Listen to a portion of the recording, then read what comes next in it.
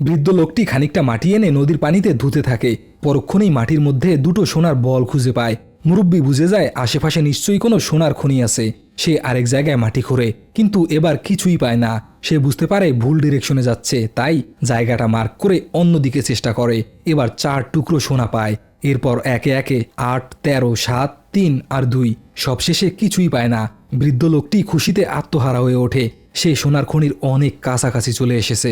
লোকটি সারাদিন অনবরত মাটি খোঁড়ে আর রাতের বেলা খনি পাহারা দেওয়ার জন্য নদীর পাশেই ঘুমিয়ে থাকে। খিদে পেলে নদী থেকে মাছ ধরে আর পাখির বাসা থেকে ডিম পেড়ে আনে। এরপর তেল ছাড়াই ফ্রাই করে খেয়ে ফেলে। খাওয়া শেষ হলেই খোঁড়াখুড়ি আর মার্ক করার কাজে লেগে পড়ে।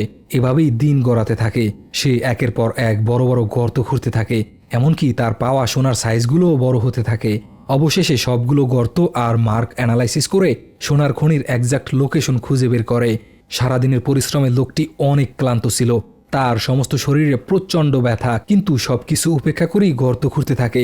গলা পরিমাণ গর্ত করতেই একটা বড় সোনার টুকরা খুঁজে পায়। লোকটি তৎক্ষণাৎ সেটিকে তার ব্যাগে ঢুকিয়ে নেয়। আর একটু খুঁড়তেই বড় একটি পাথর খুঁজে পায়। ওটা ভাঙতেই ভেতর থেকে বেরিয়ে আসে চকচকে সোনা। উত্তেজনায় তার সমস্ত শরীর কাঁপতে থাকে। লোকটি সোনার লাইন ফলো করে আরও গভীরে খুঁড়তে থাকে। খানিক বাদেই তার চোখের সামনে সোনালি আলো ঝলমল করে ওঠে।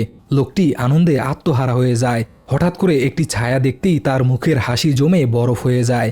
এতদিন ধরে কেউ একজন তার উপরে নজরদারি করছিল, আর মোক্ষম সুযোগ পেতেই তার আসল চাল চেলে দেয়। বৃদ্ধ লোকটির সমস্ত শরীর রক্তে ভিজে যায়। এদিকে দুষ্টু লোকটি গর্তের উপরে বসে রিল্যাক্সে বিড়ি টানতে টানতে বৃদ্ধ লোকটির মরার অপেক্ষা করতে থাকে। সামনেই সোনার খনি পড়েছিল। এই লোভ সামলানো কঠিন। দুষ্টু লোকটির আর অপেক্ষা সহ্য হয় না।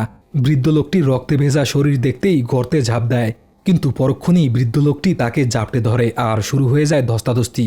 দুষ্টু লোকটি অনেক শক্তিশালী হলেও বুইড়া বেটা ছিল বালপাকনা। সে দুষ্টু লোকটির মুখে মাটি ছুঁড়ে মেরে বন্দুকটা কেড়ে নেয় আর এক মুহূর্ত অপেক্ষা না করে ভবলীলা সাঙ্গ করে দেয়। এরপর ধীরে ধীরে গর্ত থেকে বেরিয়ে আসে আর নদীর পানিতে ক্ষত পরিষ্কার করে নেয়। বেশ কিছুদিন বিশ্রামের পর তার ক্ষত শুকিয়ে যায়। সে 2 ব্যাগ ভর্তি করে সোনা তুলে আনে আর দুষ্টু লোকের লাশটা ওই গর্তে ফেলে দেয়। এরপর তার গাধাকে নিয়ে মনের সুখে গান গাইতে গাইতে বাড়ির দিকে এগিয়ে যায়। এক মুহূর্তের জন্য পেছনে ফিরে তাকায় না। বুইড়া বেটার মতো এরকম পরিস্থিতিতে আপনি কি নিজেকে শান্ত রাখতে পারতেন? কমেন্টে জানাবেন।